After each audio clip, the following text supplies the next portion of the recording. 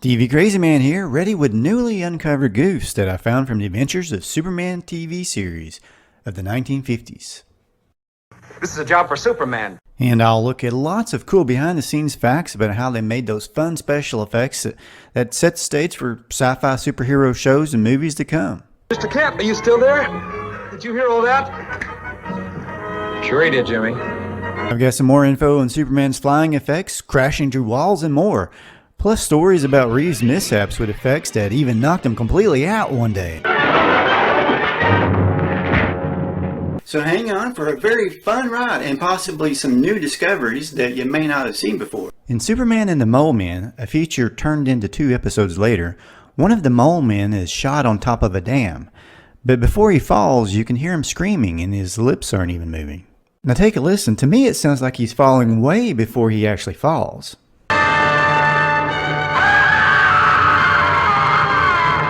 You also have to kind of wonder, why is Superman so focused on the mole man that he forgets about the guy with the rifle? Of course Superman swoops in and saves the mole guy, or mole man.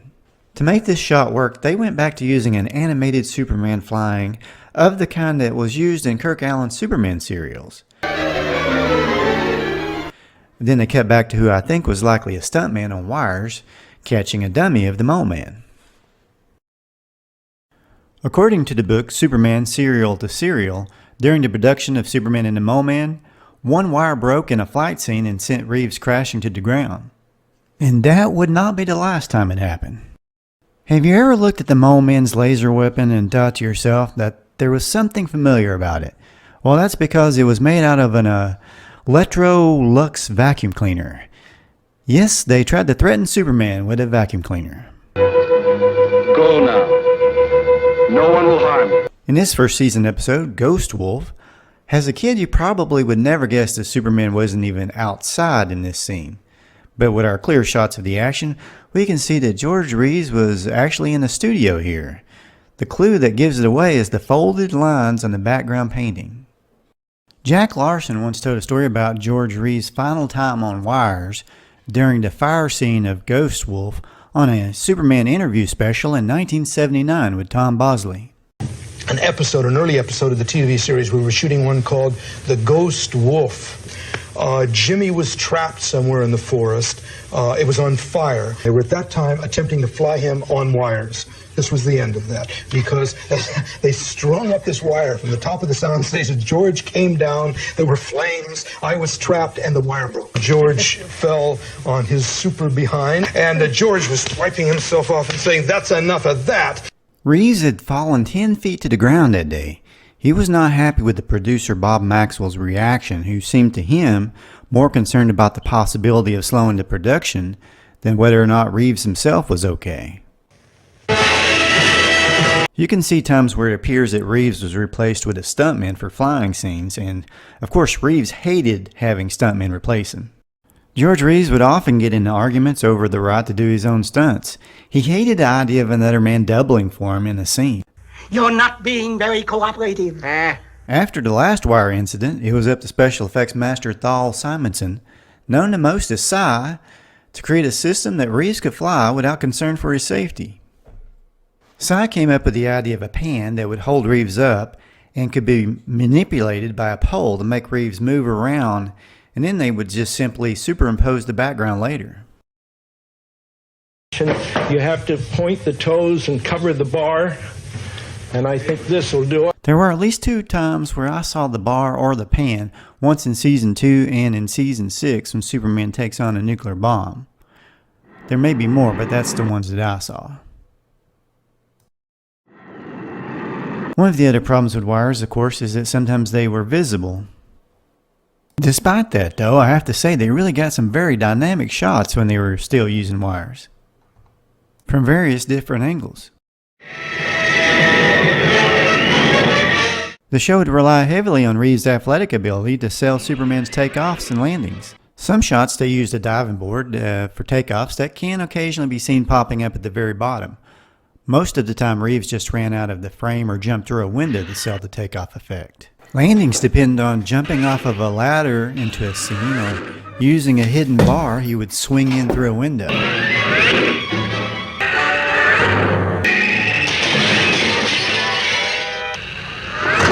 You'd better work. You're not floating anywhere. In this shot, I wonder if they meant to film Reeves walking up to the window and swinging in, as opposed to appearing as though he flew in.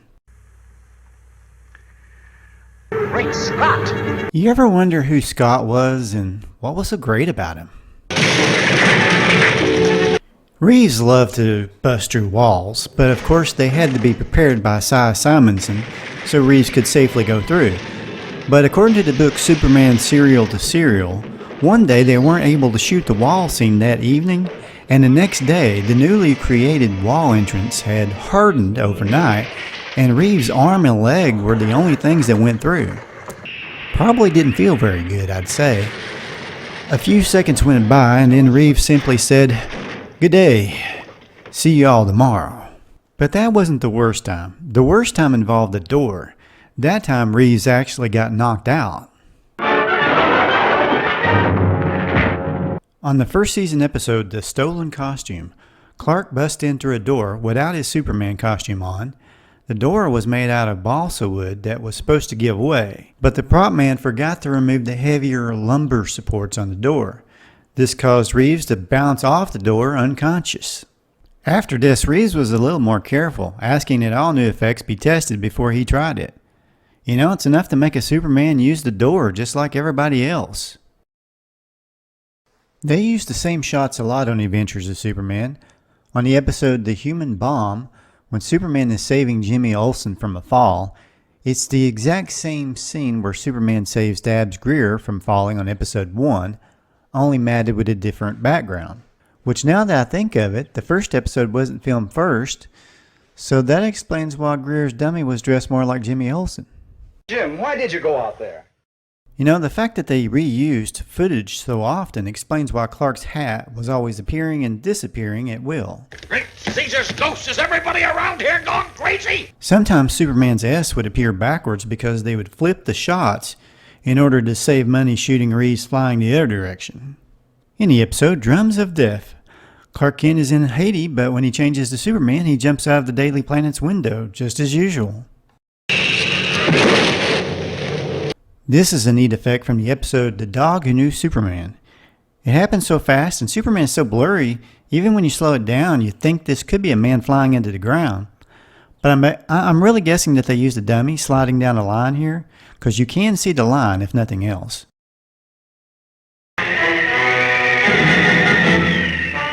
Look, Superman! Shut up! In this goof, Superman's hair is still blowing as if he's still flying forward even after he's completely stopped in the air. Of course, you could say it was just a very windy day, but I thought I'd just throw it out there. I wonder if they used real bricks here in this shot, because it seems this prop is just too heavy for the actor to push over alone. You can see the wires at the top pulling it down. Of course, I'm sure what actually fell on Reeves wasn't real bricks, because if it was, I'm sure somebody got an earful. Now here's a goof that will keep you up at night, if you think about it too much. In the episode The Whistling Bird, guest starring Sterling Holloway, who is famous as the voice of Winnie the Pooh, Jimmy, a girl named Nancy I believe, and the professor are trapped in a basement. Jimmy gets the idea to set off the fire alarm and the sprinkler system to hopefully get help, which does get Superman's attention. Superman reaches in through the floor and picks up the girl, then Jimmy.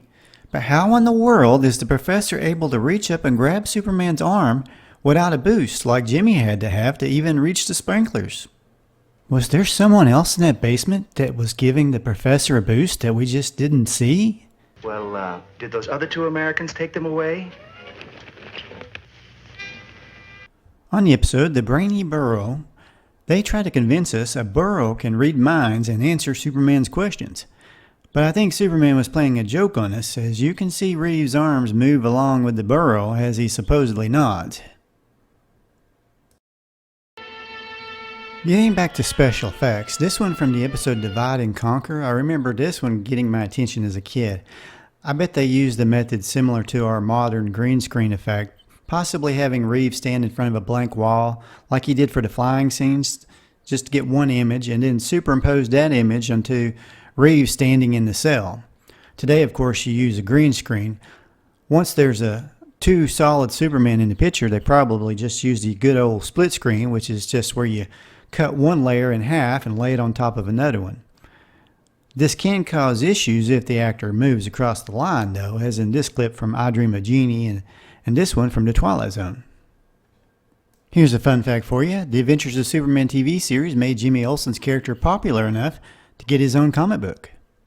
Jack Larson actually collected comic books when he was a kid. I bet he was freaking out when Tom Bosley held his #1 issue of Jimmy Olsen like this. Of course, it's not worth that much. I mean, only a couple of $1,000s. Great Caesar's ghost. Perry White first said "Great Caesar's Ghost" on the Superman radio show in 1946. The phrase was a relatively common phrase at the time, or so I read, so it wasn't like this was something that was made up just for Perry White. John Hamilton's Perry White obviously said it a lot on TV. Great Caesar's ghost. Then the phrase finally made it to comic books in 1953 in issue Superman number 86. 5 months later, the catchphrase was the basis of an entire story and a cover. That story was later adapted for an episode of the TV series. Si Simonson, who not only made flying safe for Reeves, he also was responsible for providing all the effects from the series, including steel that could be bent in your bare hands, and of course all those explosions on set. Hello, Jimmy. According to Si Simonson, George Reeves became claustrophobic and about ripped his nose off trying to get this mask off on the episode The Man in the Lead Mask. Fortunately, according to Si, he was able to adjust the mask, so it went on and off much easier, and Reeves was then happy to finish filming. On the movie serials, we could see animated bullets bouncing off Superman's chest when the bad guy shot at him. But for the first 4 seasons of the TV series, bullets bouncing off of Superman were invisible. Then on the 5th season, they created sparks to indicate where the bullets were hitting Superman. It's been a while, but I believe I read somewhere that the way they pulled this off back in the early days was to create scratches on the film by hand.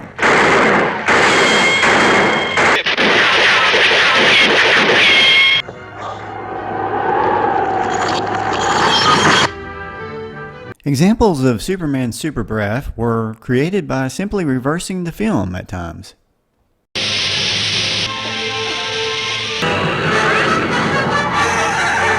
In order for Superman to stop a fast-moving plane or car, the vehicle had to be stationary with only the film moving in the background so that Reeves could leap into the scene and pretend to stop the car or plane. His acting ability is the real special effect here. Of course, they used other methods as well. This one appears as though Reeves is behind a real moving bus and he's just hanging on as it drags him while it's coming to a stop. Now actually, this particular setup could have been pretty dangerous if Reeves would have slipped under the bus. Unfortunately, blooper outtakes will probably never be found for the Adventures of Superman. It's my understanding that they didn't keep outtakes. It's too bad because those would have been so amazing to see. But with the fast-paced nature of the filming, there are many times where you might wonder if that was the way they actually intended for the scene to go, and maybe they just went with it. Reeves' smile and laughter here in this scene seem so natural it makes you question if they meant for all those dogs to actually run out like that. Or at the very least, was Reeves actually cracking up at the sight? We may never know for sure. Well, one thing I do know for sure is that I had a few bloopers of my own trying to get the intro to this video down. Plus, I found some new goofs from the series. He can say that again, right, Mr. Kent?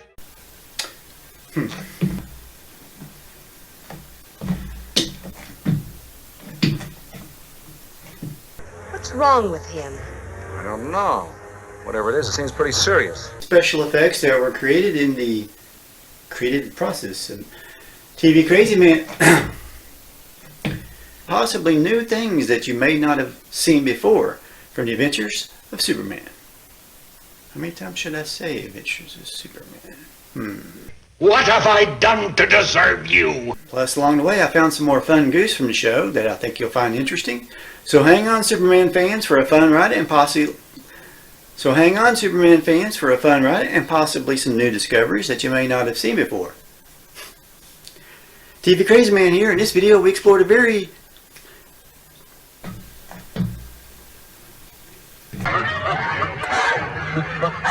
Well, thank you so much for watching. Please subscribe, like the video, and talk about your memories of the adventures of Superman in the comments below.